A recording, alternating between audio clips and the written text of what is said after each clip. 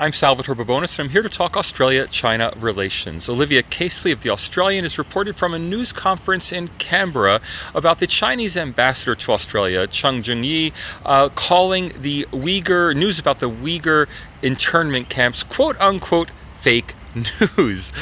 It's kind of funny to see China pulling out this routine denial that has now become the label that dictators attach to everything. Any news they don't like or that they want to disavow simply becomes fake news, picking up that Western narrative. It is extremely amateurish, and that should actually give us heart. I mean, we all know that there's a serious human rights crisis going on in Western China, that China is conducting a slow genocide of the Uyghur population. 2 million people in internment camps, or if not that number, at least hundreds of thousands are certainly in internment camps. No one actually believes that these are vocational education camps, despite the fact that there are, in fact, high levels of unemployment among Uyghurs in Western China.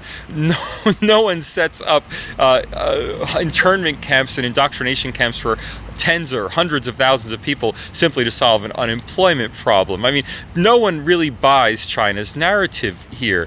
And that's the interesting point, is that China has not learned how to influence Western public opinion. No one is going to take their word on this. If you really want to influence public opinion, they should hire a public relations firm. Any Western public relations firm would tell them that showing a propaganda video and labeling things fake news is not going to win over Western hearts and minds. Now, the best way they could win over Western hearts and minds would be to change their behavior and to stop the repression going on in Western China.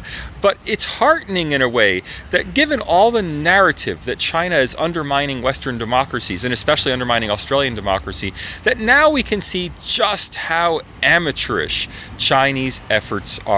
If this is the best they can do to undermine opinion in the West, then we really don't have to be concerned about this China media propaganda juggernaut. We do need to be concerned about the repression going on in Western China, and that's something we should continue to call out, not only those of us in civil society, but at a governmental level as well.